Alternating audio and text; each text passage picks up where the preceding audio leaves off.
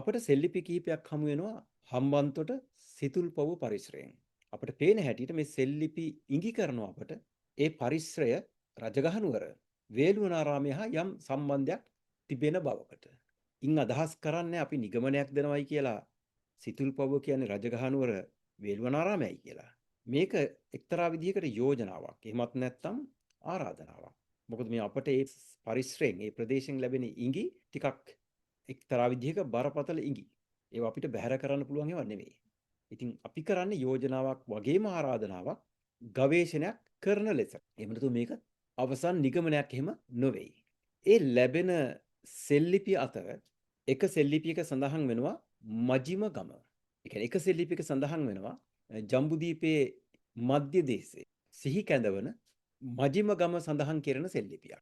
මේ සෙල්ලිපිය මේදරන්ද හාමුදුරන්ගේ රුහුණේ යට ගියව සහ සෙල්ලිපි කියන පොතේ ගිරිලිපි අංක 1 ලෙස 241 වෙනි පිටුවේ දැක ගන්න පුළුවන්. තවත් සෙල්ලිපියක සඳහන් වෙනවා ගිරිවජ යන නාමය. දැන් අපි දන්න පරිදි ගිරිවජ හෝ ගිරිබජ කියන නාමය යොදා ගනු ලැබුවේ රජගහ නුවරට. ඒ කියන්නේ ඉපැරණි රජගහ නුවරට. ඒකට හේතුව තමයි අපි මූලාශ්‍රයන් කියන කතාවට අනුව රජගහ නුවර වටා වලල්ලක් ආකාරයෙන් නැත්නම් වැටක් ආකාරයෙන් කඳු පන්තියක් තිබූ බව කියවෙනවා. එම නිසා රජගහ නුවරට කියන්නේ ඉපැරණි රජගහ නුවරට ගිරිබජ නැත්නම් ගිරිවජ යන නාමය යෙදුණු බව සඳහන් වෙනවා. මේ සෙල්ලිපියත් රුහුණේ යට ගියවස සෙල්ලිපි නම් මේදානන්ද හඳුරන්ගේ පොතේ 240 වෙනි පිටුවේ දැක ගන්න පුළුවන්. මේ සෙල්ලිපි දෙකම එක් පැත්තකින් ජම්බුදීපයේ සිහි කැඳවන සෙල්ලිපි. නැත්නම් ග්‍රාම නාමයන්, ස්ථාන නාමයන්. අපට තවත් සෙල්ලිපියක සඳහන් වෙනවා ඔය සිතුල්පව් පරිසරයෙන් හමු වන. ඒක ඔබට දැක ගන්න පුළුවන් Google යොදා ගනිමින් සිතුල්පව් පරිසරය බලනකොට ඔය පිරිස් එක් පුජ්‍යලින් ඇතුළත් කරලා තියෙනවා ගත්ත ෆොටෝස්. ඒ ෆොටෝ අතරත් අපට දැක ගන්න පුළුවන් පුවරු තියෙනවා මේ අපි කියන්නේ මේ ග්‍රාම නාමය නැත්නම් ස්ථාන නාමය සඳහන් කරමින්. මේ ස්ථාන නාමය තමයි දක්ඛින තිස්ස වැව. දැන් අපි ඉතිහාස කතාවේ සඳහන් වෙන්නේ දක්ඛින වැව නමින්. මේ සෙල්ලිපියේ සඳහන් වෙන්නේ දකින තිස වාපේ. එක්තරා එක් පුවරුවක දැක ගන්න පුළුවන් කුඩා සිතුල්පව් පහළ තියෙන වැව නම් කරලා තියෙනවා පුවරුවක් යොදා ගනිමින් දක්ඛින වැව ලෙස. දක්ඛින වාපිය අපට මතක් කරන්නේ රජගහ නුවර දක්ඛින ගිරිය. රජගහ නුවරට ඒතරම් දුරින් නෙවෙයි දක්ඛින ගිරිය තිබූ බව අපේ මූලාශ්‍ර කියන්නේ. අපේ මූලාශ්‍ර කියන විදිහට ඒ රජගහ නුවර වටා තියෙන කඳු අලල්ලෙන් ආසන්නව තිබුණු පර්වත කූටයක් තමයි දක්ඛින ගිරිය කියන්නේ. එතකොට දක්ඛින ගිරිය එක් පැත්තකින් රජගහ නුවරට පරිපාලන වශයෙන් වැදගත් වෙනවා. ඒ වගේම දහම සම්බන්ධවත් මේ ස්ථානයේ ඉතා වැදගත් වෙනවා. උදාහරණයක් විදිහට බුදුන් වහන්සේ සවැත් නුවර සිට රජගහ නුවරට වඩින විට දක්ඛින ගිරියේ මොහොතක් ගත කර රජගහ නුවරට වැඩි අවස්ථාවන් තිබෙන බව අපේ මූලාශ්‍රවල සඳහන් වෙනවා. ඒ නිසා දක්ඛින ගිරියත් අපිට මේ අපේ ගවේෂණයන්හිදී සුවිශේෂ වැදගත්කමක් දරනවා.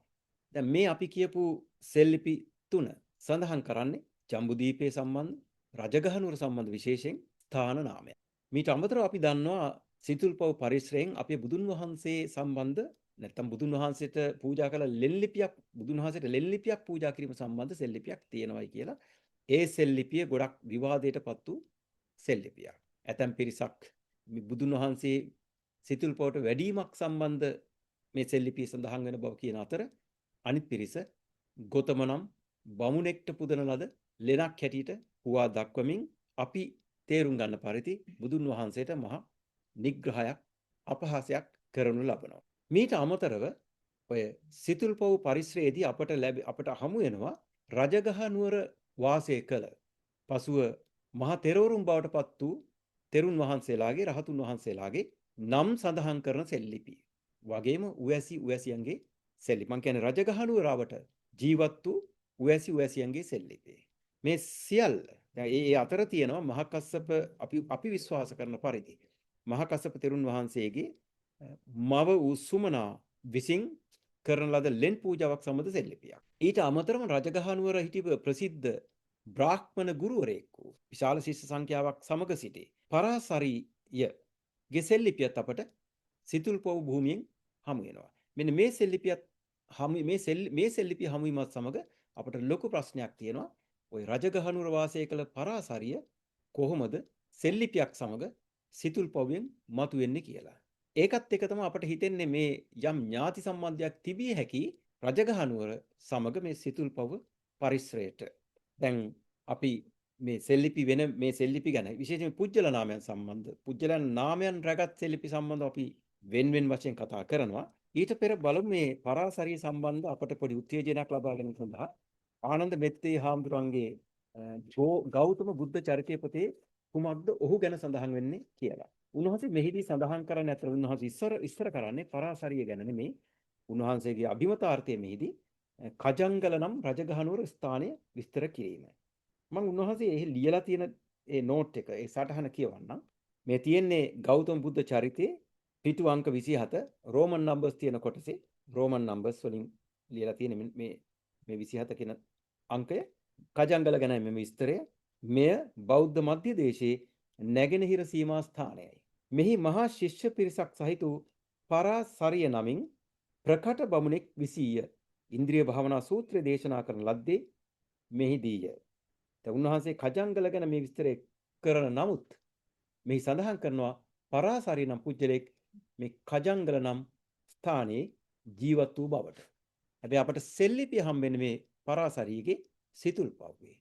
සිතුල් පව්වෙන් පරාසරිය ගන්න සෙල්ලිපියක් ලැබෙන නිසාම අපට යෝජනා කරන්න සිද්ධ වෙනවා කජංගල තියෙන්නේ නම් සිතුල් පොවට තරම් ඈතක නොවේ කියලා. අපි ඒ ගැන පස්සිව නැවත කතා කරමු.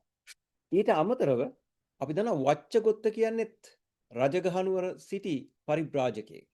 ප්‍රසිද්ධ චරිතයක්. මේ වච්චගොත්ත සම්බන්ධ සෙල්ලිපියකුත් අපට සිතුල් පව් පරිශ්‍රයෙන් හමු වෙනවා. ඊට අමතරව අවසාන වශයෙන් ඔය මිලින්ද ප්‍රශ්නයේ එම වාදයට සම්බන්ධ වුණු නාගසේන තෙරුන් උන්වහන්සේගේ උපන් බිම ලෙස සලකන්නේ කජංගල. උන්වහන්සේ පිළිබඳ සෙල්ලිපියකුත් අපට සිතුල් පව්වෙන් හමු වෙනවා. නැවත ඒ අපට මතක් කරනවා ඔය කජංගල සහ සිතුල් පව් අතර තිබෙන දුර ඊතරම් වැඩි නොවිය හැකි බව. ඒ සමගම මේ ග්‍රාම නාමයන් ඒ වගේම පුජ්‍යල නාමයන් සහිතව මේ සිතුල් පව් භූමියෙන් අපට හමු වෙන මේ සෙල්ලිපි අපට යම් ඉඟි ප්‍රමාණයක් මෙහිදී දෙනවා. ඒ තමයි රජගහනුවරට නැවත මම කියනවා මේ සිතුල් පව් භූමියේ යම් ඥාතිකමක් තිබිය හැකි බව. ඇත්තටම රජගහනුවරටත් වඩා රජගහනුවර තිබූ වේළුවනාරාම පරිශ්‍රයට. මොකද මෙහි ඉන්නේ බුදුන් වහන්සේ මෙහි වැඩ ඉන්නවා. අපි යෝජනා කරනවා අපිට යෝජනා කරන්න එහෙම හිතෙනවා. බුදුන් වහන්සේ සිතුල් පව්වට වැඩියා වෙනුවට බුදුන් වහන්සේ සිතුල් පව්වේ වැඩ හිටිය බවක් මේ ඉඟි අපට ප්‍රකාශ කරන බව. එහෙනම් බුදුන් වහන්සේ මෙහි වැඩ සිටිය බවක් මේ සිතුල් සෙල්ලිපියෙන් කියනවා. බුදුන් වහන්සේ සම්බන්ධ සෙල්ලිපියෙන්. ඒ වගේම මේ පුජ්‍යල නාමයන් සඳහන් කරනවා බුදුන් වහන්සේගේ ඒ ශ්‍රාවක පිරිසත් එහි වැඩ සිටි බව. බුදුන් වහන්සේ උන්වහන්සේගේ ශ්‍රාවක පිරිසත් එක්තරා රජගහනුවර ශ්‍රාවක පිරිසක් සමග වැඩ සිටි ස්ථානයක් සම්බන්ධ සෙල්ලිපි සිතුල් පව්වෙන් හමු වෙනවා නම් අපට යෝජනා කරන්න වෙනවා උපකල්පනයක් ගොඩනගාගෙන ගවේෂණයක් කළ යුතු බවට ඔය පරිශ්‍රය රජගහනුවර වේළුවනාරාමයේ විය හැකි බව. ඇත්තටම අපි එහෙමයි කියලා කියන්නේ අපි එහෙම දෝ කියන ප්‍රශ්නය ඇතිව ගවේෂණයක් සිදු කරන ලෙස තමයි මේ සාකච්ඡාවෙන් යෝජනා කරන්නේ. අපි මුලින්ම ගමු ඔය මෙහි හම්බෙන සෙල්ලිපියක් තියෙනවා කෝසිය ගොත්ත නාමයේ සහිත. මේ සෙල්ලිපියේ අංකය තමයි 632 මේ හම්බෙන්නේ සිතුල් පව්වේ කොරවක් ගලෙන්. මේ සෙල්ලිපිය මුල් කොටස මගහරමින් අපට වඩා වැදගත් කොටස් විතරක් මම කියවන්නම්. එහි සඳහන් වෙන්නේ මේ විදිහටයි. කොෂික මත ශුම හිස්තනක් නේ ලෙනේ ශගස. දැන් මේ අපි මේ කියවන්නේ මේ සම්මත පුරාවිද්‍යා ආයතනයන් මගින් සම්මත පුරාවිද්‍යා ආයතනයේට සම්බන්ධ පුජ්‍යලින් විසින් පිටපත් කරන ලද ලිපිය. කොෂික මත ශුම හිස්තනක් නේ ලෙනේ ශගස. මේ විදිහට පරිවර්තනය කරලා තියෙනවා. මම මුල් කොටස නොකියවා දෙවන අපිට වැදගත් කොටස කියවන්නේ කෝසිකගේ මව වන ශුමනගේ ලෙන සංඝයාට දෙන ලදී. කෝසිකගේ මව කෝසිය ගෝත්‍රයෙන් ව්‍යුත්පන්න නාමයක් විය හැකි කෝසික යන්න. කෝසිකගේ මව වන ශුමනගේ ලෙන සංඝයාට දෙන ලදී. මේකෙන් අපට ඉංගියක් ගන්න බෑ අතර මේ කවුද කියලා. කෝසික අපිට හිතන්න පුළුවන් කෝසිය ගොත්ත කියන නාමය මතක් කරන වෙන්න පුළුවන් කියලා. හැබැයි ස්ථිරව මේ කාගේ කවුද කියලා අපිට කියලා කියන්න ඉඟියක් ගන්න මෙතනින් බෑ. ඒ නිසා මේ සෙල්ලිපි කියවා ගැනීමේදී මං දෙදෙනෙක්ගේ උදව් මේ සඳහා ලබා ගත්තා. එක් අයෙක් තමයි අපේ මේදානන්ද හාමුදුරුවෝ. විශේෂයෙන් උන්වහන්සේගේ මේ රුහුණේ යට ගියව සහ සෙල්ලිපි කියන පොතේ මේ සම්බන්ධව උන්වහන්සේ අපට ඉඟි සපයන බවක් පේනවා. අනිත් පුජ්‍යලයා තමයි අපේ පතිරාරච්චි මහතා. පතිරාරච්චි මහතාගේ සෙල්ලිපි කියවිට නොදන්නායට පහසු ක්‍රමයක් නම් පොතේ පිටු අංක 20 මේ සෙල්ලිපිය සටහන් කරලා තියෙනවා. එහි සඳහන් කරලා තියෙන්නේ කෝෂික මත සුමන දෙවිය ලෙනේ ශගස. දැන් මේ පිටපත් කිරීමේ පොඩි වෙනසක් තියෙනවා අර මුල් අපි කියපු පිටපතට එක සංසන්දනය කරනකොට එහි දේවිය කියන එක නැහැ. නමුත් මෙහි දේවිය කියන එක තියෙනවා. දැන් මේ දේවිය කියන එක ඇතත් නැතත් මෙහි අදහස තමයි කෝෂික නම් පුජ්‍යලයාගේ මව වූ සුමනාගේ ලෙන සංඝයාට දෙන ලදී කියන කතාව. පතිරාජ මහතාගේ මේ පොතේ තව සටහනක් තියෙනවා. අපි මේ සටහනත් කියව ගමු. ඇතැම් විට අපට මෙම සෙල්ලිපිය ඉතිහාස කතාව තියෙන සමග තියෙන සම්බන්ධය මතු කර ගැනීමට යම් ඉඟියක් ලබා ගන්න පුළුවන් වෙයි කියන උපකල්පනය මත අපි මේක කියව ගමු. මේ සටහන මෙහෙමයි ලියවිලා තියෙන්නේ. මෙම ලිපියේ සඳහන් වන කෝෂික බමුණා පිළිබඳ දීර්ඝ විස්තරයක් ත්‍රිපිටකයේ සඳහන් වේ. අපට ඒක හමු වෙනවා ත්‍රිපිටකයේ කියවනකොට, අට කතාවන් කියවනකොට. ගෞතම බුද්ධ ශාසනයේ පැවිදි වූ බද්දා කපිලානි තෙරණියගේ පෙර ආත්ම කතාවේදී මෑ ගෞතම බුදුරදුන්ට කියා සිටියේ තමා පෙර ආත්මික මහති නමැති ග්‍රාමේ කෝසිය බමුණාගේ දියණිය ලෙස උපන් බවයි. මේ සටහනින් කියන පරිදි බද්දා කපිලානි අපි දන්නා බද්දා කපිලානි මහකස්සප මහරහතුන් වහන්සේගේ ගිහි කල බිරිඳ. ඇය බුදුන් වහන්සේට මේ තමන්ගේ පෙර භවය ගැන කතාවක් කිව්වයි කියලා තමයි කියවෙන්නේ. ඒක සාමාන්‍ය සම්ප්‍රදායක්. බුදුන් වහන්සේට නෙවෙයි ඒ රැස්ව සිටි පිරිසට බුදුන් වහන්සේ ඇතැම් විට බුදුන් වහන්සේත් ඇතුළත් වෙයි. ඒ පිරිසට තමන්ගේ අත්දැකීම් සංසාරේ අත්දැකීම් බෙදා ගන්න සිරිතක් අපට පේනවා අපේ සම්මතයේ තියෙන බව. ඒ සම්බන්ධ කතාවන් තමයි ලියවී තිබෙන්නේ තේරගාථ අට කතාවේ සහ තේරි ගාථා අට කතාවේ. ඉතින් එතුමිය තමන්ගේ එතුමියගේ කතාවට අනුව එතුමිය ඉපදුණු බවක් කියවෙනවා මහතිත්ත ගමේ. ඒ කියන්නේ රජගහ මගධයේ රජගහනුවර මහතිත්ත නම් ගමේ කෝසිය ගොත්ත බමුණාගේ දියණිය ලෙස. එහෙම තමයි මේ කියවෙන්නේ. ඒ සඳහා පතිරාජ මහතා උපුටා ගන්නවා තේරිගාත අට කතාවේ එක් ගාථාවක්. එම ගාථාවත් උපුටා ගමින් තව කතාවක් මේ ඇතුළත් කරලා තියෙනවා. ඒ තමයි කාශ්‍යප බුද්ධ කාලයේ මැය රුහුණෙහි ඉපදී ඇති බව ඉහත දැක්වූ කතාව අනුව පැහැදිලි වේ. ඒ තහවුරු කිරීමට මෙම සෙල්ලිපිය කොරවක්ගල තිබීම සාධකයකි. මේ තමයි පතිරාජ මහතාගේ පිටපත් කිරීම සහ ඒ අර්ථකථනය කිරීම වගේම ඉතිහාසය ඓතිහාසික කතාව සමග මෙය සම්බන්ධ කිරීම. මෙහිදී අපිට පේන පොඩි වැරදීමක් සිදු වෙලා තියෙන බව. ওই ගාථාව තේරි අට කතාවේ ওই තිබෙන ගාථාව ගැන අර්ථකථනය සැපීමේදී යම් වැරද්දක් සිදු වී තිබෙන බව අපට පේනවා. ඒ වැරද්ද නිවැරදි කරගන්න නැතිව මෙහි කතාව අපිට එළියට ගන්න බැරි වෙනවා. ඒ නිසා අපිට ඒ ගැනත් කතා කරන්න සිද්ධ වෙනවා. මොකද අපිට පේනවා අපේ මූලාශ්‍රයන් සංස්කරණය කිරීමේදී යම් යම් ගැලවිජ්ජාවන් කර තිබෙන බවක්. අපි එහෙම සැක කරනවා. මේ බද්දා කපිලානි මහකස්සප තෙරුන් සම්බන්ධ ඒ ඓතිහාසික කතා පුවත කියනකොට ඒ ඥාති සම්බන්ධතාවයෙන් පෙන්වනකොට පොඩි වෙනස්කම් සිදු වී තිබෙන බවක් අපට පේනවා. ඒකට උදාහරණයක් හැටියට මේ කතාවේ ඇත්ත දැන ගැනීම සඳහා මම මූලාශ්‍ර කිහිපයක් කියවුවා. මේ මහකස්සප තෙරුන් වහන්සේ සහ බද්දා කපිලානි සම්බන්ධ කතාවන් තියෙන එකක් තමයි තේරි ගාථා අට කතාව, අනික තේරගාථා අට කතාව, ඒ වගේම අංගුත්තර නිකාය අට කතාව. ඒ වගේ පාලි වර්ෂන් එකත් සිංහල වර්ෂන් එකත් කියන දෙකම බැලුවා. හේතුව තමයි ඇතැම් විට පාලි වර්ෂන් එකේ තියෙන එක සිංහල වර්ෂන් එකේ වෙනස් කරමින් තිබෙන බවක් අපි දැකලා තියෙනවා. මේ අට කතාවන් අතරින් ওই පතිරාජ මහතා උපුටන පාලි පාඨය තියෙන්නේ තේරි ගාථා අට කතාවේ පමණයි. අනිත් අට කතාව මම එහෙම අදහස් කළේ ඒම ගාථා පාඨය නෙමෙයි. ඒ ගාථා පාඨයෙන් කියන තොරතුර අනිත් කිසිදු අට කතාවක මා කියවූ ඒ වර්ෂන්ස් වල තිබුණේ නැහැ. එයින් අපට ඒ අට කතාවන් අපට කියන්නේ වෙනම කතාවක්. ඒ කියන්නේ ඔය මහකස්සප තෙරුන් සහ බද්දා කපිලානිගේ ඥාති සම්බන්ධය ගැන අමුතු කතාවක් කියන්නේ. තේරි ගාථා අට කතාවේ හැත්නික් අට කතාවල් ඒ දෙදෙනාගේ මව්වරු සම්බන්ධ කිසිවක් කියන්නේ නැහැ. ඒ කියන්නේ මව්වරුන්ගේ නාමයන් සඳහන් කරන්නේ නැහැ. ප්‍රදේශයේ හැටියට කියන කතන්දරේ දෙකේම සමානයි. මේ සියලු අට කතාවන්ගේ සමානයි. ඒක කිසි ප්‍රශ්නයක් වෙන්නේ නැහැ. බද්දා කපිලානි සාගලනු මද්ද රටේ සාගලනුවර ඉපදුණු බවත් මහා කස්සප තෙරුන් වහන්සේ රජගහ නුවර මහතිත්ත ග්‍රාමයේ ඉපදුණු බවත් මේ සියලු අට කතාවන්හි සඳහන් වෙනවා. ප්‍රශ්නය තියෙන්නේ මේගොල්ලන්ගේ මේ දෙදෙනාගේ පිය පාර්ශ්වයේ ගෝත්‍ර නාමය මාරු කරලා තියෙනවා. ඒ වගේම මව්වරු ගැන සඳහන් කිරීමක් අනිත් කිසිම ස්ථානයක නැහැ. තේරිගාත අට කතාවේ හැර. අන්න ඒ නිසා තමයි අපි කිව්වේ මෙතන මේ පොඩි වැරදීමක් සිද්ධ වෙලා තියෙනවා. මේක නිවැරදි කරගත යුතුයි කියලා. අපි තේරිගාත අට කතාවේ සඳහන් ඒ ගාථා පාඨ දෙකක් තියෙනවා. එහිදී මුල් ගාථාවෙන් බද්ද කපිලානි සඳහන් කරන්නේ එතුමිය සම්බන්ධ නෙවෙයි. එහි සඳහන් කරන්නේ මහා කස්සප තෙරුන් වහන්සේ සම්බන්ධවයි. අපි ගාථා පොඩ්ඩක් කියවගමු මේ සඳහා. තතෝ චුතෝ මහතිත්තේ සුජාතෝ පිප්පලායනෝ මාතා සුමනා දේවීති කෝසිය ගොත්තෝ දිජෝ පිතා. මින් සඳහන් කරන්නේ මහා කස්සප තෙරුන් වහන්සේ පිප්පලී මානවක හැටියට මගධේ රජගහ නුවර මහතිත්ත ග්‍රාමයේ ඉපදුණු බවයි. ඒ වගේම ඔහුගේ මව සුමනා දේවී බවත් පියා කෝසිය ගොත්ත බවත් මෙහි සඳහන් කරනවා. මේ බද්දා කපිලානි ගැන නෙවෙයි මේ මහා කස්සප තෙරුන් වහන්සේ ගැන. ඊළඟ ගාථා පාඨය පටන් ගන්න මෙන්න මේ විදිහටයි අහං කියලා පටන් ගන්නවා. අපි දන්නවා අහං කියන්නේ මම කියන එක. ඒ කියන්නේ බද්දා කපිලානි ඔන්න තමන් ගැන විස්තරය කරනවා. මුලින් මහා කස්සප තෙරුන් වහන්සේ ගැන කතා කළා. දැන් තමන්ගේ විස්තරය කියනවා.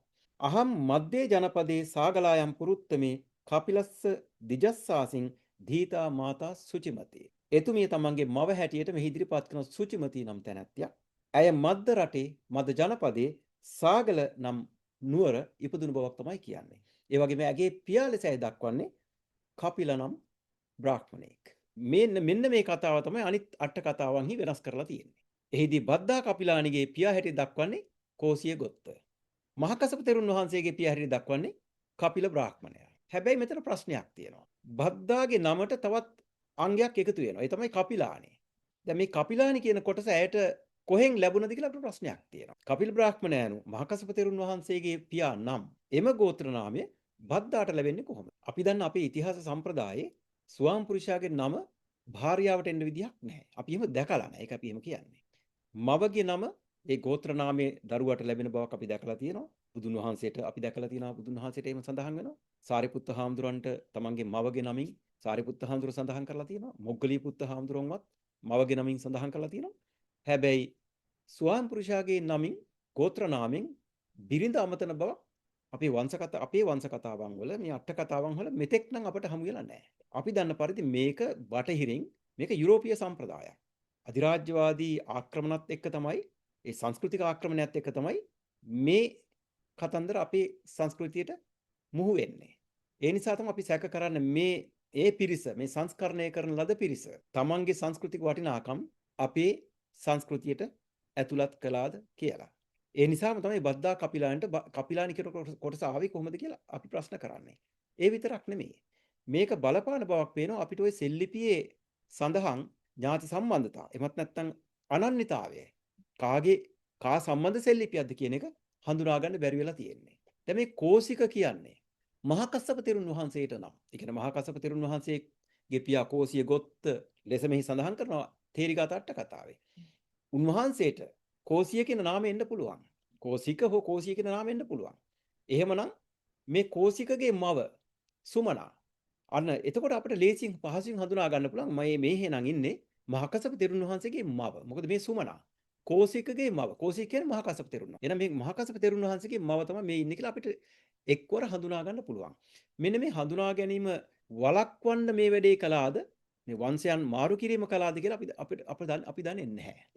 ඒක හැබැයි අපි ඒක ප්‍රශ්න කරන්න ඕන. මේ ප්‍රශ්න කිරීමට අපි ඉඟි ලබා දෙනවා අපේ සම්මතය.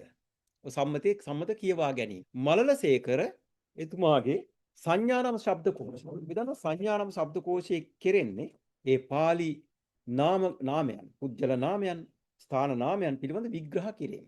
definitions ඉදිරිපත් කිරීම.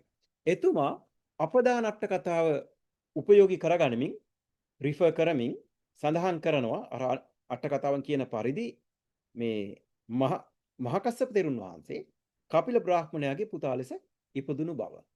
හැබැයි එතුමා කියනවා එම අට කතාවෙම තවත් තැනක සඳහන් කරනවායි කියලා මහා කස්සප තෙරුන් වහන්සේගේ පියා කෝසිය කොත්ත බ්‍රාහ්මණයා හැටියට. දැන් ඒක එහෙමනම් මේක බරපතල කියවා ගැනීමක්. බරපතල අර්ථකථනයක්. වෙනස් කිරීමක් කළ බවට මේක අපට පෙන්වන ඉඟියක්. මෙන්න මේකත් සමග අපි යෝජනා කරනවා මේවා නැවත අර්ථකථනය කරගන්නා ලෙස හොඳින් කියවා ගනිමින්. එහෙම නැත්නම් අපිට මේ අනන්තතාවේ හඳුනා ගන්න බැරි වෙනවා. කෙසේ හෝ මේ සියල්ල සලකා බලමින් අපි යෝජනා කරනවා එහෙනම් මේ අපට හම්බෙන තෙල් ලිපියෙන් සඳහන් කරන්නේ මහකසප තෙරුන් වහන්සේගේ මව වූ සුමනා සම්බන්ධව විය හැකියි කියලා. ඒ වගේම මේ සෙල්ලිපිය සහ මේ කතාවෙන් මතුවෙන පොඩි වැරදි කිහිපයකුත් තියෙනවා. ඒ කියන්නේ කියවා ගන්නකොට අපට බාධා කරන වැරදි. අපි එකක් ගත්තොත් මෙහිදී ඔය තේරි ගාථා අට කතාවේ වගේම දහම් පාසල් අවසානයේ මොකද අපි දන්නවා දහම් පාසල් අවසානයේ විභාගයක් සඳහා සංස්කරණය කරන ලද පොතක්. ඒ නිවැරදි තොරතුරු ඇති කියලා අපි විශ්වාස කරනවා. ඔය කෘතීන් දෙකේම මද්ද දේශය ඔය අද්දා කපිලානී ඉපදුණු බව කියන මද්ද දේශය මගධයට අයත් බව සඳහන් කරලා තියෙනවා. හැබැයි ආනන්ද මෙත්තේ හාමුදුරුවෝ උන්වහන්සේගේ ගෞතම බුද්ධ චරිතය කියන පොතේ සඳහන් කරනවා මද්ද ජනපදය කුමන මහ ජනපදයට අයත් දැයි නොදනී කියලා. හැබැයි එහෙම නොදනී කියලා කිව්වත් උන්වහන්සේ මේ මද්ද ජනපදය ස්ථානගත කරනවා පංජාබේ කියන්නේ ඉන්දියාවේ පංජාබ් ප්‍රාන්තයේ සියල්කොට් නම් ප්‍රදේශයේ. දැන් අපිට ප්‍රශ්නයක් තියෙනවා එහෙම කළේ කොහොමද කියලා. ඒ කියන්නේ මූලාශ්‍ර වල සඳහන් වෙන්නේ නැත්තම් මෙය කුමන ජනපදයට අයත් දැයි. උන්වහන්සේ කොහොමද මෙය නිශ්චිතව සියල්කොට් වල, ඒ කියන්නේ පංජාබේ සියල්කොට් වල ස්ථානගත කළේ. එහෙම කළේ කොහොමද කියලා අපිට ප්‍රශ්නයක් තියෙනවා. දැන් අපි දුර ගණනය කළ විට සියල්කොට් මද්ද ජනපදය නැත්නම් සාගල නුවර ලෙසගෙන දුර ගණනය කළොත් එහි සිට මගධයට නැත්නම් පාටලිපුත්‍රය ලෙස පෙනෙන ස්ථානයට ඉන්දියාවේ කිලෝමීටර් 1284ක් වෙනවා. එතකොට මේ පිරිස් ගමන් කළේ කොහොමද කියලා ප්‍රශ්නයක් අපිට තියෙනවා නිරන්තරව එහාට මෙහාට. මේගොල්ලෝ එහාට මෙහාට කොහොමද යන්නේ කියන ප්‍රශ්නයක් අපිට තියෙනවා. දැන් අපි දන්න පරිදි බිම්බිසාර රජතුමාගේ දේවියක් වූ khema පැමිණෙන්නේ සාගල නුවරින්. අපේ සම්ප්‍රදායක් තියෙනවා දරු ගැබක් හටගත්තම මාස 7න් මව් මහගෙදරට යන සිරිතක්.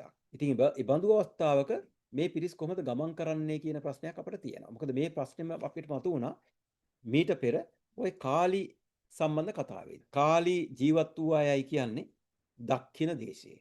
නැත්තම් දක්ඛින ජනපදයේ. මේ දක්ඛින ජනපදයේ අපේ සම්මතයේ පෙන්වන්නේ ඉන්දිය සිටියේ මේ පෙන්වන්නේ රජගහ නුවර ලෙස පෙන්වන ස්ථානෙන් ගොඩක් ඈත. කිලෝමීටර් 1000 මං හිතන්නේ 200කට වැඩි. එතනත් අපිට ඇති වූ ප්‍රශ්නේ තමයි කැබට මාස 7ක් වූ කාන්තාවක් මෙතරම් දුරක් ගමන් කරන්නේ කොහොමද කියන එක.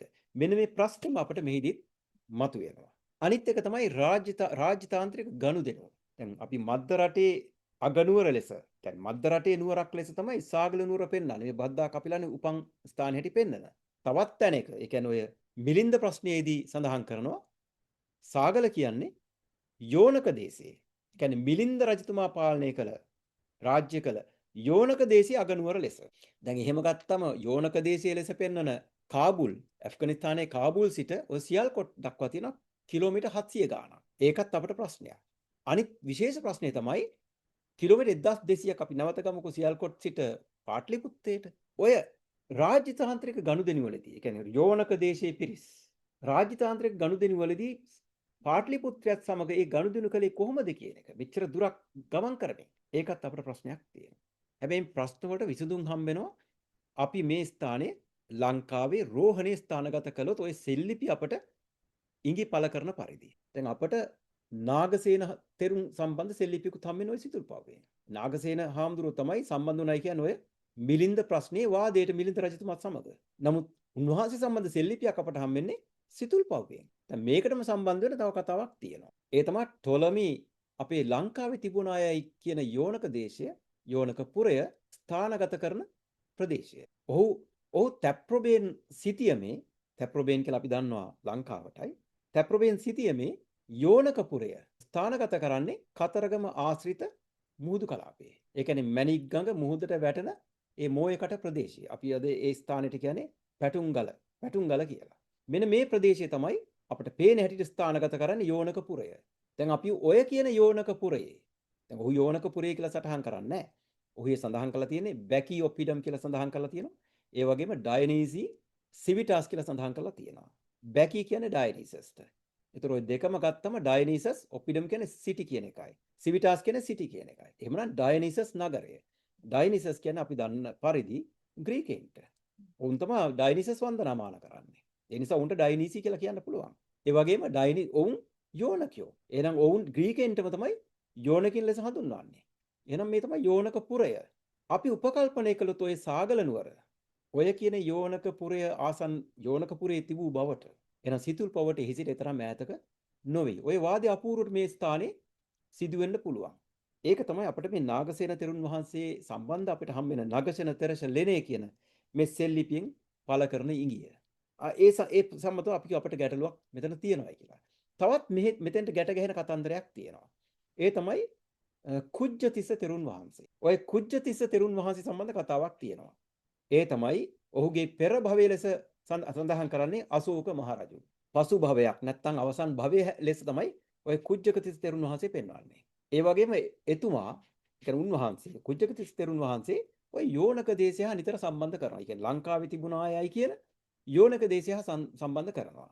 අපි මංගන කියලා කියනවා ඒ ස්ථානයට. එතකොට මේ හාමුදුරුවන්ගේ මේ හාමුදුරුවන් සම්බන්ධ සෙල්ලිපියත් අපට හම් වෙන්නේ සිතුල් පව්වෙන්මයි. එහි සඳහන් කරන්නේ බත කුජක තිශහ ලෙනේ. මේ තෙරුන් වහන්සේ කෙනෙක් ලෙස සඳහන් වෙන්නේ නැහැ. එහෙම අර්ථකථනය කරන්නෙත් නැහැ අපි ඒ සම්මත පුරාවිද්‍යා ආයතනයන් මගින්. ඔවුන් මේ අර්ථකථනය කරලා තියෙන්නේ ප්‍රධානී කුජ්ජතිස්සගේ ලෙන හැටියට. හැබැයි අපට පේනවා මේ ඉන්නේ තෙරුන් වහන්සේ කෙනෙක් කියලා. බත කුජක තිශහ ලෙනේ. එහෙනම් මේ යෝනක දේශයට සම්බන්ධ තවත් චරිතයක් අපට හම් වෙනවා සිතුල් පව්වෙන්. එන මේ චරිත කිහිපයම. ඒ කියන්නේ බද්දා කපිලානියනෙත් ඒ ප්‍රදේශයෙන් සාගල නුවර කියන්නේ යෝනක දේශයේ අගනුවර. කේමයන්නෙත් එතනින්මයි සාගල නුවරින්. සාගල නුවර කියන්නේ නැවත යෝනක දේශයේ අගනුවර. මිලින්ද රජුරොත් එහෙමයි. මිලින්ද රජු සමග වාදයේ පැටලෙන නාගසේන හාමුදුරුවොත් ඒ හා සම්බන්ධයි.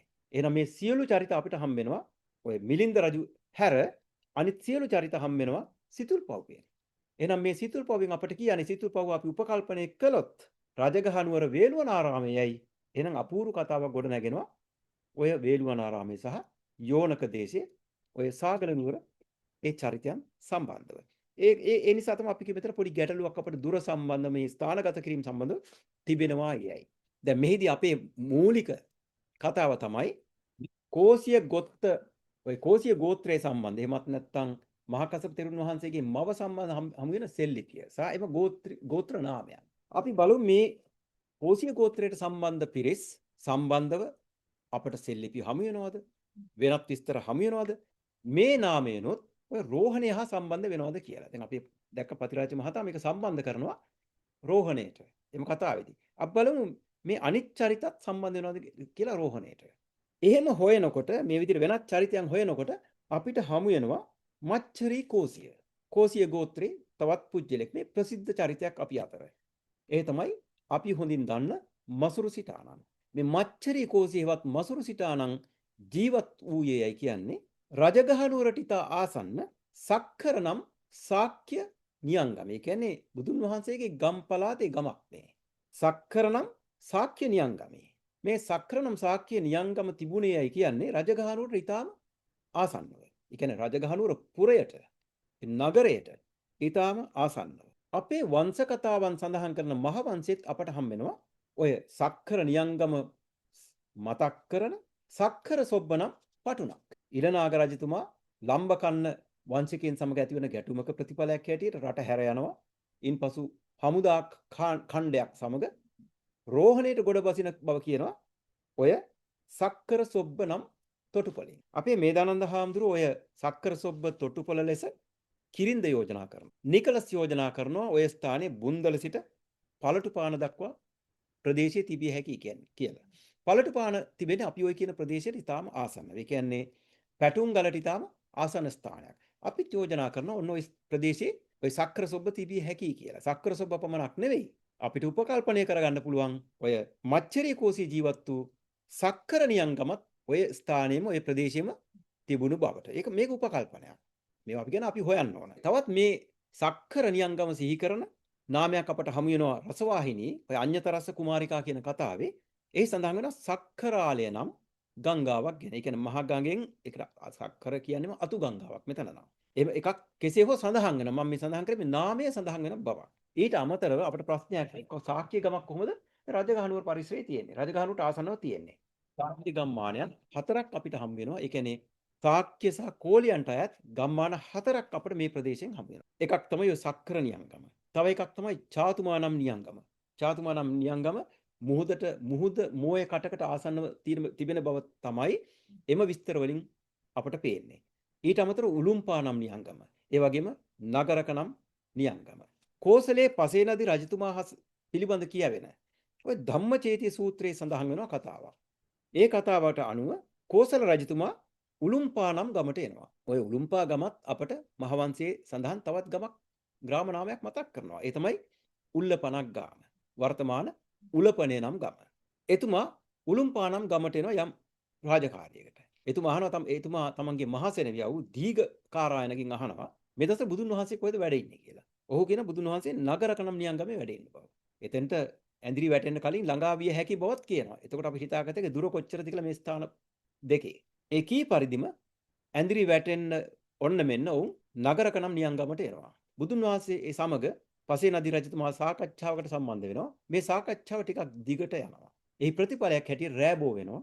දීඝකාරායන ඔවුන්ගේ වෙනත් කුමන්ත්‍රණයක ප්‍රතිඵලයක් හැටියට රජතුමාගේ ඒ රාජකීය භාණ්ඩ ඔටුන්න ඇතුළු සියල්ල පැහැරගෙන යනවා. තනිවන රජතුමා රජගහනුවර අජාසත්ත තමන්ගේ බෑනාගේ උදව් ගැනීම සඳහා රජගහනුවරට යනවා. මේ රජතුමාගේ වයස මේ වන විට 80ක්. මේ 80ක් වී ඇති මේ වයස්ගත රජතුමා මහරෑ රජගහනුවරට යනවා. එහෙනම් ඒ තරම් දුරින් තියෙන්න බෑ. මේ සඳහන් කරනවා මේ ගම එහෙනම් රජගහනුවර කියන්නේ නගරයට ඊටාම ආසන්නව තිබූ බවට. අපිට තවත් කෝසිය ගොත්ත පරපුරේ අයෙක් හම් වෙනවා ජාතක කතා අතර. ඒ සාලිකේඩාර ජාතකයේ. අපි දන්න සාලිකේඩාර ජාතකයේ සඳහන් කරන්නේ මේ බෝධිසත්වයෝ ගිරවෙක් හැටියට ඉපිද තමන්ගේ දෙමව්පියන්ට සත්කාර කරපු කතාව. එම කතන්දරයට අනුව සාලින්දිය නම් ගමේ තමයි කෝසිය ගොත්ත බ්‍රාහ්මණය ජීවත් වෙලා තියෙන්නේ. සාලින්දිය තිබුණු බවට කියවෙන්නේ රජගහනුවරට නැගෙනහිරින්.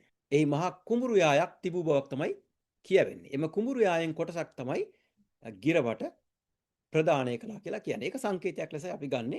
මේ සංකේතවත් කරනවා කුරුල්ලන්ට සත්තුන්ට තමන්ගේ භූමියෙන් කොටසක් වෙන් කිරීම අපි පුරුද්දක් කරගෙන හිටපුවට අතීතයේ සිට. දැන් ඒ පුරුද්ද අදටත් අපිට තියෙනවා. එය තමයි ඔය කුරුළු පාළුව අපට කියාපාන ඒ ඓතිහාසික කතාව. දැන් මේ කුරුළු පාළුව තියෙන සම්ප්‍රදාය අපේ ලංකාවේ සංස්කෘතිය තමයි අපි දකින්නේ.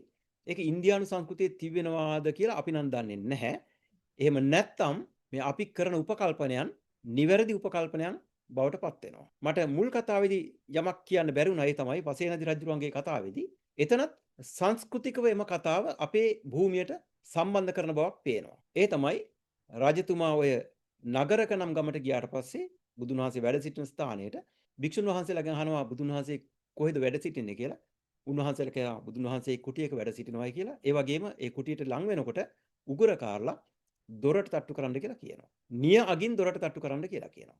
මේ උගුරකාරලා නිය අගින් දොරට තට්ටු කිරීම විශේෂයෙන් උගුර කෑරීම ඊට පෙර මේ සම්ප්‍රදාය තියෙන්නේ අපේ සම්ප්‍රදාය තුල. අපේ සංස්කෘතිය තුල. ඒකත් ඉන්දියානු සංස්කෘතිය තියෙනවද කියලා අපි දන්නේ නැහැ. එහෙම නැත්නම් මේ කතාවත් සංස්කෘතිකව අපේ භූමියට සම්බන්ධ වෙනවා. මේ තමයි කෝසිය ගොත්ත පරපුර සම්බන්ධ වෙනත් කතන්දර වගේ මේ කතන්දර කොහොමද රෝහණයට සම්බන්ධ වෙන්නේ කියන කතාව. මට තවත් මේක ගැන තවත් වචනයක් කියන්න ඕනේ. ඒ තමයි මේ සාලිකේඩාර ජාතකයේ හැටියට ලොකු කුඹුරු යායක් ගැන තමයි සඳහන් කරන්නේ. රජගහනුවර කුඹුරු යායක්. දැන් අපි දන්නවා රජගහනුවර ගැන කතා කරනකොට ඔය මගධ කෙත්ත එහෙම නැත්නම් රජගහනුවර කුඹුරු යායක් ගැන අපි නිරන්තරව කතා කරනවා. ඒ රජගහනුවර කුඹුරු යාය තිබුණ බවක් කියවෙන්නේ ওই දක්ෂිණගිරිය ආසන්නව. ඒ කියන්නේ දක්ෂිණගිරියට ගොඩ වුණාම ওই කුඹුරු යාය අපූර්වට ලංව පේනවා. එහෙම පේන බවක් පිළිබඳ කතාවක් අපේ මූලාශ්‍රවල තියෙනවා. බුදුන් වහන්සේ සම්බන්ධ වෙන. බුදුන් වහන්සේ වඩිනවා ආනන්ද හාමුදුරන් වහන්සේ සමග ওই දක්ෂිණගිරියට. අනේ දක්ෂිණගිරියට වැඩම කරන එක් අවස්ථාවක තමයි උන්වහන්සේ මේ කුඹුරු යාය දකින්නේ. ඒ කුඹුරු යාය සැකස්ම දකින්නේ. ඒ සැකස්ම දැකලා ආනන්ද හාමුදුරන්ට කියනවා සිවුරු සකස් කරන්න කියලා ওই කුඹුරු යායේ සැකස්මට අනුව. දැන් අපිට සෙල්ලිපියක් හම්බ වෙනවා. අපි කිව්වා මුලින්ම අපිට සෙල්ලිපියක් හම්බ වෙනවා. සිතුල්පව් පරිශ්‍රයෙන් ওই දක්ෂිණ තිස්ස වැව සඳහන් කරමින්. ඒ දක්ෂිණ තිස්ස වැව ලෙස සඳහන් කරන වැව තිබෙන්නේ කුඩා සිතුල්පව්වට ආසන්නව. නැත්නම් කුඩා සිතුල්පව් පරිශ්‍රයේ. දැන් මේවා අතරත් සම්බන්ධයක් තිබෙනවද කියලා අපිට ප්‍රශ්නයක් තියෙනවා. ඒ නිසා අපි යෝජනා කරනවා මේ අපි ඉදිරිපත් කරන කාරණා ඉංග්‍රීසි ලෙස සලකමින් මේ පිළිබඳ ගවේෂණයක් කරන ලෙස උපකල්පනයක් ගොඩනගමින් මේ අපිට සෙල්ලිපි හම් වෙන ওই ස්ථානය සිතුල්පව්ව රජගහනුවර වේළුවනාරාමයේ විය නොහැකිද කියලා. අපි තවත් සෙල්ලිපියක් ගමු. ඒ රජගහනුවර විසූ පරිබ්‍රාජකෙක් බ්‍රාහ්මණෙක් ඒ වගේම පසුව මහා තෙරුන් වහන්සේ කෙනෙක්ගේ නාමය දරන. ඒ තමයි වච්චගොත්ත. මෙන්න සෙල්ලිපි අංකය 601 මේ පිටපත් කරලා තියෙන මෙන්න මේ විදිහටයි. බමන වච පුතහ හිස්තන ලෙනේ. මේ විදිහට අර්ථකථනය කරලා තිනවා බ්‍රාහ්මණ වච්චගේ පුත්වන ගේ හිස්තන ගේ ලෙන. මේ අර්ථකථනය කිරීමේදී වැරද්දක් වෙලා තියෙන බවක් අපට පේනවා. නිතර මේ වැරද්ද සිද්ධ වෙන මුන් අතින්. එතන පොඩි ප්‍රශ්නයක් ඇති වෙලා තියෙන බව, ගැටලුවක් තියෙන බව අපට පේනවා. මෙන්න මේ ගැටලුව निराකරණය කර ගැනීමට අපට ඉඟියක් ලැබෙනවා මේ දනන්ද හාමුදුරන්ගේ රුහුණේ යටගියව සහ සෙල්ලිපිගෙන පොතෙන්. ඒ නිසා අපි උන්වහන්සේට ඒ සම්බන්ධව ස්තුතිය පුද කරනවා. මේක නිවැරදි කිරීම සම්බන්ධව මේ පිළිබඳ ඉඟියක් අපට ලබා දීම සම්බන්ධව. එහෙම නැත්නම් මේ අනන්‍යතාවයත් අපෙන් ගිලිහිලා යනවා. උන්වහන්සේ කියනවා මේක තියෙන්නේ මෙම පොතේ රුහුණේ යටගියව සහ සෙල්ලිපි කියන පොතේ 237 වෙනි පිටුවේ. උන්වහන්සේ කියනවා මේ සෙල්ලිපි ගැන සඳහන් කරමින් මෙහි පුතහ යන පදයේ පු යනු ගෝ ලෙසද ගත හැකිය. ඒ කියන්නේ පු යන්න ගෝ යන්න ලෙසද ගත හැකිය. දැන් අපි ගොයන්න මෙතන දැම්මොත් එහෙම වච ගොතහ. උන්වහන්සේත් ඒක කියනවා අක්ෂරය අපහැදිලිය. ඒ කියන්නේ පු කියන මේ අක්ෂරය අපහැදිලි. ඒක පු යන්නද ඒක ගොයන්නද කියන බව අපහැදිලි. හැබැයි ගොයන්න දැම්මොත් එතෙන්ට උන්වහන්සේ කියනවා වච්ච ගෝත්‍රයයි අර්ථ දැක්විය යුතුයි කියලා. ඒ කියන්නේ වච ගොතහ වච්ච ගොත්ත කියලා අර්ථ දැක්විය යුතු බවක් තමයි උන්වහන්සේ කියන්නේ. අන්න එහෙම අර්ථ දැක්වුවොත් ඔන්න අපට මෙතනින් මතුවෙනවා රජගහනුවර තවත් සුප්‍රසිද්ධ පරිබ්‍රාජකෙක්. බ්‍රාහ්මණෙක්. ඒ වගේ මහා තෙරුන් වහන්සේ බෞද්ධ තෙරුන් වහන්සේ කෙනෙක්. ඒ තමයි වච්චගොත්ත. මේ වච්චගොත්ත බ්‍රාහ්මණය සම්බන්ධව අපට අපේ පිටකත්‍රයේ සූත්‍ර තුනක් හමු වෙනවා. එකක් තමයි තේවිජ්ජ වච්චගොත්ත සූත්‍රය. තව එකක් අග්ගි වච්චගොත්ත සූත්‍රය. අනිත් එක මහා වච්චගොත්ත සූත්‍රය. මෙම සූත්‍ර තුනම දේශනා කරන්නේ මේ වච්චගොත්ත සම්බන්ධ. තේවිජ්ජ වච්චගොත්ත සූත්‍ර දේශනා කරන්නේ බුදුන් වහන්සේ විශාලා නුවරදී. ඒ වච්චගොත්ත. අග්ගි වච්චගොත්ත සූත්‍රය දේශනා කරන්නේ සවැත් නුවරදී. නැවත මේ වච්චගොත්තට මහා වච්චගොත්ත සූත්‍රය දේශනා කරන්නේ මේ වච්චගොත්තට ඒ රජගහනුවරදී.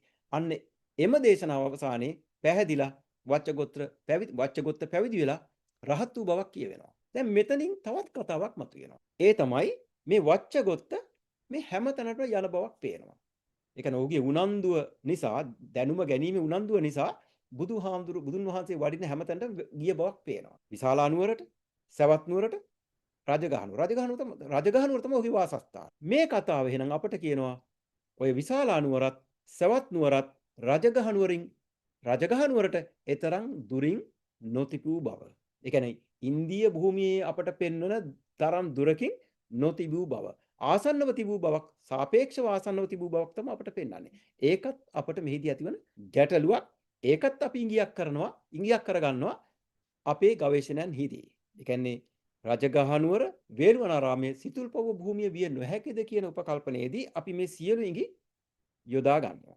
මේ වච්චගොත්ත සම්බන්ධ සෙල්ලිපි. අපිට තව සුවිශේෂී රජගහනුවර සම්බන්ධ වෙන පුජ්‍යලෙක් පිළිබඳ සෙල්ලිපියක් සිතුල්පව්වෙන්ම හමු වෙනවා. එහි අංකය 504 එය පිටපත් කරලා තියෙන්නේ ආචාර්ය පරාසරිය ලෙනේ ලෙස. එය මේ විදිහට අර්ථකථනය කරනවා ආචාර්ය පරාසරිගේ ලෙන. නිවැරදි අර්ථකථනය කිරීමක්. නිවැරදි පිටපත් කිරීමක්. ආචාර්ය නැත්නම් ආචාර්ය ගුරුවරයෙක්. ඔහුට බොහෝ ශිෂ්‍යයන් සිටි බවක් කියවෙනවා. අපට එක් ශිෂ්‍යයෙක් හමු වෙනවා අපේ මූලාශ්‍රයන් වල උත්තර මානව හැටියට. මෙන්න මේ උත්තර මානවට තමයි බුදුන් වහන්සේ කජංගලදී ඉන්ද්‍රිය භාවනා සූත්‍රය දේශනා කළායයි ඔය ආනන්ද මෙත්තේ හාමුදුරුවෝ උන්වහන්සේගේ ගෞතම බුද්ධ චරිතයේ සඳහන් කරලා තියෙනවා. මෙම උත්තර කියන නාමයෙන්ුත් අපට සෙල්ලිපියක් හම් වෙනවා පුදුමයක්. ඒක සිතුල්පව්ව පරිශ්‍රයෙන්ම. ඒක ලියවිලා තියෙන මෙන්න මේ තාලෙටයි උතර තෙරහලෙනේ මනෝරමේ උතර තෙරහ. මේක මේදානන්ද හාමුදුරන්ගේ රුහුණේ යට ගියවස සෙල්ලිපි කියන පොතේ 238 පිටුවේ දැක ගන්න පුළුවන්. දැන් අපට ප්‍රශ්නයක්.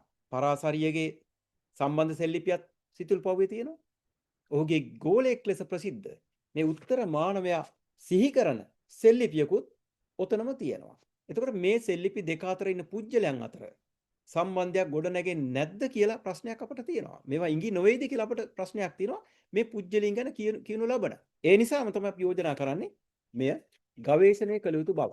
දැන් අපි කතා කළා බුදුන් වහන්සේගේ ශ්‍රාවකයෝ, කියන්නේ රජගහනුවර සිටි තෙරුන් වහන්සේලා සම්බන්ධ සෙල්ලිපි මේ සිතුල් පොවි තියෙන බවට. දැන් ওই සිතුල් පොවෙන් බුදුන් වහන්සේ සම්බන්ධ සෙල්ලිපියක් ලැබුණොත් මොන වගේ පින්තූරයක්ද ගොඩ නැගෙන්නේ? ඒ කියන්නේ බුදුන් වහන්සේ උන්වහන්සේගේ රජගහනුවර සිටුන් රජගහනුවර භික්ෂුන් වහන්සේලා පිරිවරාගෙන වැඩ ඉන්න බවක් තමයි අපට කියවෙන්නේ. ඒ බඳු පින්තූරයක් තමයි ගොඩ නැගෙන්නේ. එහෙනම් අපිට නැවත යෝජනා කරන්න සිදුවෙන ඔය ගවේෂණය කරන්න. මොකද මේ පින්තූරය අපිට පෙන්වන්නේ සිතුල් පව්වක් පිළිබඳ අපට මෙතෙක් තිබුණ පින්තූරය නෙමෙයි. මේ පෙන්වන්නේ රජගහනුවර වේළුවනාරාමේ පින්තූරය.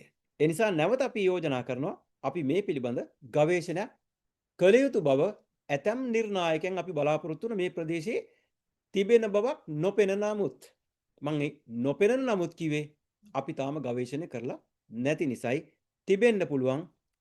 එම නිසා ගවේෂණයක් තුලින් තමයි අපිට තියනවද නැද්ද කියලා තේරුම් ගන්න පුළුවන් වෙන්නේ. අපි කිව්වා බුදුන් වහන්සේ සම්බන්ධ සෙල්ලිපියක් තියෙනවා කියලා. ඒක ගොඩක් දන්න සෙල්ලිපියක්. වාද විවාද වලට ලක් වෙච්ච සෙල්ලිපියක්. ඒ නිසා වැඩි ඒ සෙල්ලිපිය ගැන කතා කරන්න අවශ්‍ය වෙන්නේ නැහැ අපට. නමුත් අපි කියමු එහි අංකය තමයි 656. එය පිටපත් කරලා තියෙන අපේ පුරාවිද්‍යා ආයතනයන් නියෝජනය කරන පිරිස විසින් මෙන්න මේ විදිහට පිටපත් කරන්නේ බමන මරුකුට ගොත මශලනේ අගත අනගත චතු දිශ සගස. නැවත බමන මරුකුට ගොත මශලනේ අගත අනගත චතු දිශ සගස. අර්ථකථනය කරලා තියෙන මෙන්න මේ තාලටයි බ්‍රාහ්මණ මරුකුටහි ගොතමගේ ලෙන පැමිණියාවුත් නොපැමිණියාවුත් සතර දෙස සංඝයාට දෙන්නලාදී. දැන් මේකට බුදුන් වහන්සේ නොවේයයි කියන මේ සෙල්ලිපින් කියන ලබන්නේ බුදුන් වහන්සේ නොවේයයි කියන පිරිස් තර්ක කරන්නේ අපහාස කරමින් බුදුන් වහන්සේට. ඇතැම්මිට මේ බුදුන් වහන්සේ නම් ඒක උන්වහන්සේට අපි විසින් කරන ලබන මහා අපහාසයක්. අපි හිතමු මේ ඉන්නේ මහා තෙරුන් වහන්සේ කෙනෙක් කියලා, රහතුන් වහන්සේ කෙනෙක් කියලා. අපි දන්නේ නැහනේ. එහෙමනම් ඒත් මහා අපහාසයක් අපි කරන්නේ. ඒ බඳු අපහාසයක් අපි කරන්නේ ඇයිද කියන ප්‍රශ්නෙත් අපට මෙහිදී නගන්න සිදු වෙනවා. අපි කියමු මේ බුදුන් වහන්සේ නෙමෙයි කියලා කවුරු හරි යෝජනා කරනවා කියලා.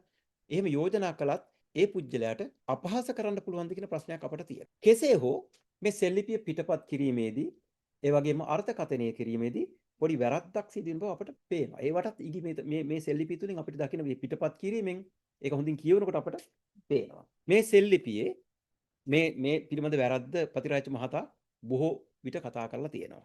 එම නිසා අපි කියවමු මේ පතිරාජ මහතා මෙය අර්ථකථනය කරන විදිහ. එතුමා මෙන්න මේ විදිහට අර්ථකථනය කරන්නේ. බමන මිෂකුට මරුකුට වෙනුවට මිෂකුට ගෞතම ශමනේ. මම මේ මුල් ටික විතරයි කියවන්නේ. අපි කියන්නේ බුදුන් වහන්සේ සම්බන්ධ අනන්‍යතාවයේ තියෙන කොටස විතර පමණයි. නැවත බමන මිෂකුට ගෞතම ශමනේ. දැන් අපි ඔය සෙල්ලිපිය දිහා හොඳින් බලනකොට අපිට පේනවා ඔය දෙවන වචනය මරුකුට. පතිරාජ මහතා මිෂකුටයයි අර්ථකථනය කරනවා. අපි කියමු පිටපත් කරනවා කියලා. දැන් මෙතන හොඳින් බලනකොට අපිට පේනවා මෙතන තියෙන මියන්නක් තමයි කියලා. මයන්න නෙමෙයි මියන්නක්. ඊළඟ අකුර අපිට තරම් පැහැදිලි නැහැ. ඔවුන් කියන පරිදි රුයන්නද ෂයන්නද කියලා අපිට පැහැදිලි නැහැ. හැබැයි පළවෙනි අකුර මයන්න නෙමෙයි මියන්න කියලා තිබෙන නිසා කෙනෙකුට යෝජනා කරන්න පුළුවන් මේ තියෙන්නේ ෂයන්න කියලා. හේතුව තමයි සිතුල් පවට මිස්සක කූටය කියන නමත් යෙදෙන නිසා. අපි සාමාන්‍යයෙන් උපකල්පනය කරන්නේ තිබෙන සාධක මත. මෙම සාධකයේ තිබෙද්දී ඒ කියන්නේ සිතුල් පවට මිස්සක කූටයයි නාමය වංශගත අපේ මූලාශ්‍ර ලියදෙද්දී මෙය පිටපත් කිරීමේදී මේ සම්මත ආයතනයන් පුරාවිද්‍යා ආයතනයන් නියෝජනය කරන පිරිස් මේ උපකල්පනයන් යොදා නොගත්තේ මේ ඉඟි යොදා නොගත්තේ ඇයි කියන ප්‍රශ්නයක් අපට තියෙනවා. ඒ කියන්නේ මරුකුට ලෙස මේ අර්ථකථනය කළේ කොහොමද? නිශ්චිතවම සිතුල් පව්වෙන් මේ සෙල්ලිපිය හම්බෙන්නේ සිතුල් පව්වට මිස්සක කූටයයි කියවෙනවා. එහෙමනම් ඇයි උපකල්පනය නොකලේ මෙතන තියෙන්නේ මියන්න කියලා. ඊළඟට තියෙන්නේ ෂයන්න කියලා. මිෂකුට කියලා. ඒකත් අපිට තියෙන ප්‍රශ්නයක් ඇයි එහෙම කළේ කියලා. ඊළඟට මේ පැහැදිලිව පෙනෙන තැනක් තමයි ඔය ඊළඟ පද දෙකේ. අපට පේනවා මේ පද දෙකක් මෙතන තියෙන්නේ ගෞතම ශමනේ. හැබැයි මේ පද දෙක එකතු කරලා තියෙනවා ෂයන්න මෙහාට ගෙනල්ලා. එහෙම කරලා තියෙන්නෙම අපිට හිතෙන අපි සැක කරනවා මේ බුදුන් වහන්සේගේ අනන්තතාවේ අහිමි කරන්න කියලා. දැන් සාමාන්‍යයෙන් කියවෙන්නේ සම්ප්‍රදායේ ගොත මෂ කියලා. ගොත මෂ ලෙනේ. හැබැයි ඔය පතිරාජ මහතාගේ අර්ථකථනය පිටපත් කිරීම කියවනකොට අපිට පේනවා ඒ වගේම අපි මේ සෙල්ලිපිය දිහා දැන් බලනකොට ඒ අර්ථකථන සමග බලනකොට අපිට පේනවා ඔය මයන්න ශමනේ කියන තැන මයන්න වෙනස් කරලා තියෙනවායි කියලා. වෙනස් කරලා කියලා මම අදහස් කරේ වැරදි විදියට පිටපත් කරලා තියෙනවායි කියලා. මයන්න ලයන්න ලෙස පිටපත් කරලා තියෙනවා. ෂයන්න මෙහා පදයට එක් කරලා තියෙනවා. එතකොට ගොත මෂ ලෙනේ. හැබැයි අපිට පේනවා මෙතන තියෙන්නේ ලයන්නක් නෙමෙයි මයන්නක්. ඒ කියන්නේ ලයන්නකට ඕන කරන අංගෝ පාංග මෙතන මේ අකුරේ නැහැ. එහෙම තියද්දී මෙය ලයන්නක් ලෙස අර්ථකථනය කළේ පිටපත් කළේ කොහොමද කියන ප්‍රශ්නයක් අපට තියෙනවා. අපි නිවැරදිව මේක නැවත කියවුවොත් අපට කියවන්න සිද්ධ වෙන්නේ ගොතම ශමනේ. එනම් බමන මිෂකුට ගොතම ශමනේ. ඒ අනුව අපට එකඟ වෙන්න ඕනවා පතිරාජ මහතා මේ සම්බන්ධ කරන අර්ථකථනය සම්බන්ධව. ඒ මෙම සෙල්ලිපියෙන් සඳහන් කරන්නේ බුදුන් වහන්සේට කරන ලද ලෙන් පූජාවක් සම්බන්ධව කියලා. එහෙනම් අපිට අපි යෝජනා කරන මේදී තවදුරටත් එහෙනම් මේ බුදුන් වහන්සේ මෙතන වැඩියා නෙමෙයි කොහේ හරි සිට බුදුන් වහන්සේ එහෙම අපි කියන්නේම මෙතන බුදුන් වහන්සේගේ රජගහනුවර ශ්‍රාවකයන් සිටින නිසා මහා තෙරවරුන් සිටින නිසා අපි යෝජනා කරන බුදුන් වහන්සේ මෙතන වැඩියා නෙමෙයි බුදුන් වහන්සේ මෙතන වැඩ සිටියා මහා තෙරවරුන් පිරිවරාගෙන. ඒ වැඩ සිටි ලෙන් ලිපිය ලෙන තමයි මේ ලිපියෙන් සඳහන් කරන්නේ. අපි අපේ කතාව අවසන් කරමු.